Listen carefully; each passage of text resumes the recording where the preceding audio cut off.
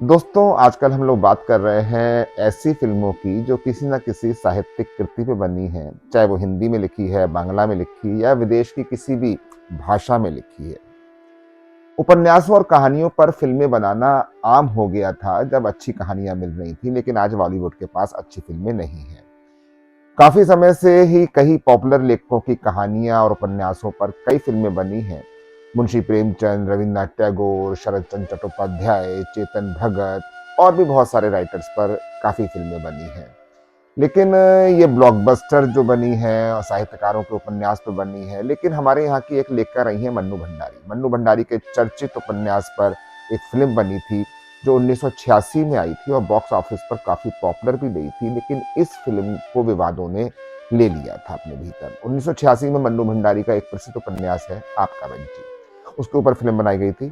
इस फ़िल्म में पहली बार विनोद मेहरा और शत्रुघ्न सिन्हा ने साथ काम किया था। दोनों कलाकारों ने लीड रोल निभाया था और इनके अपोजिट जो थी वो शबाना आजमी और टीना मुनीम एज ए हीरोइन थी। फिल्म की कहानी देखकर ऑडियंस रो पड़ी थी, क्योंकि आपका बंटी नॉवल ही ऐसा है। फिल्म में किशोर बालक की मानसिक स्थिति और उसकी दर्दनाक मौत के सफर को दिखाती है। फिल्म का नाम समय की धारा रखा गया था। फिल्म को शिशिर मिश्रा ने डायरेक्ट किया था और जब फिल्म रिलीज हुई तो उनका लेखिका मन्नू भंडारी से विवाद हो गया। मन्नू ने मेकर्स पर उनके उपन्यास से छेड़छाड़ और उनकी छवि खराब करने का आरोप लगाया था। इसके लिए उन्होंने कोर्ट का रुख भी किया था। लंबा विवाद चला, स्थानीय कोर्ट से हाई कोर्ट तक मामला गया, लेकिन मामला निर्माताओं के पक्ष में गया। मन्नू भंडारी ने मेकर्स पे आरोप लगाया था कि मन्नू भंडारी के उपन्यास के साथ, यानी कि आपका बंटी के साथ छेड़छाड़ की गई थी। दरअसल मन्नू भंडारी ने फिल्म का नाम पहले आपका बंटी, फिर बंटी और घर जैसे नाम सुझाए थे, लेकिन मेकर्स ने इनको नहीं माना और फिर क्लाइमेक्स में भी मेकर्स ने उपन्यास से अलग नाम रखा। उपन्यास के क्लाइमेक्स में बंटी परेशान होकर बोर्डिंग स्कूल में चला जाता है, लेकिन फिल्म में दिखाया गया था कि वह घर छोड़कर भाग जाता है और बारिश में भीगता है, जिसकी वजह से उसकी तबीयत बिगड़ जाती है और वह बाद में अस्पताल में मर जाता है। बाद में फैमिली के पास डॉक्टर शिनाख्त के लिए कॉल करते हैं। इसी के साथ फिल्म की समाप्ति होती है। मन्नू भंडारी कहना था कि इस प्रकार फिल्म की कहानी के साथ छेड़छाड़ करने से उनकी इमेज लोगों के सामने खराब हो सकती है और उन्होंने मेकर्स पे आरोप लगाया था कि ये मामला कोर्ट तक ले गई वो, और फैसले से वो निराश भी हुई। उन्होंने दावा किया कि फिल्म निर्माता ने उनकी सहमति के बिना कहानी, शीर्षक, किरदार और अंत तक को बदल दिया। जबकि उपन्यास एक संवेदनशील बच्चे की खोज में था, उसके दिमाग की खोज में था। उनका तर्क है कि फिल्म निर्माताओं ने इसे बॉम्बे फिल्म फार्मूला के साथ चलने वाली एक सस्ती तलाक विरोधी कहानी में बदल दिया। दरअसल फिल्म के आखिर में बंटी की मृत्यु दिखाई गई है, जबकि उपन्यास में ऐसा नहीं था। दोस्तों, मैं आपको बता दूं कि आपका बंटी मन्नू भंडारी की एक बहुत फेमस कृति है और उन्होंने इसे भारतीय समाज में रोजमर्रा में होने वाले तलाकों के बारे में लिखा है।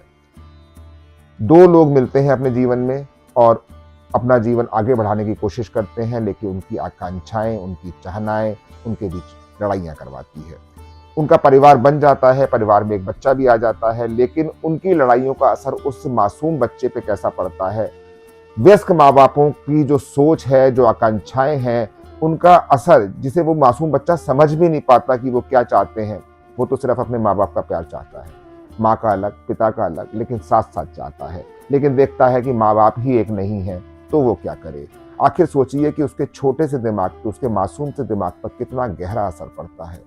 ये एक बहुत ही संवेदनशील विषय है और जिस तरह से समाज में तलाक बढ़ रहे हैं और जिस तरह से जो बच्चे हैं उनको, उनके दिमाग पर बुरा असर हो रहा है, इस घटना को, इस पूरे घटनाक्रम को मन्नू भंडारी ने आपका बंटी में लिखा था और ये इतना संवेदनशील विषय है जिसे फिल्म अपने में अपना ना सकी। उसने इसका अंत बदल दिया, उसने इसका रंग रूप बदल दिया। इसीलिए मन्नू भंडारी नाराज भी हुई, उस मामले को कोर्ट तक ले गई और वो चाहती थी कि जो संवेदनशीलता से उन्होंने इस उपन्यास को लिखा है, वही संवेदनशीलता फिल्म के माध्यम से भी सामने आए, लेकिन ऐसा हो ना सका।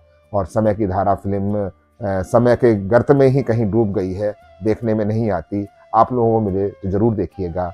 एक अच्छी फिल्म है, एक अच्छी कृति पे बनी फिल्म है और किसी साहित्यिक कृति पे बनी किसी और अच्छी फिल्म के बारे में मैं आपको अगली बार बताऊंगा।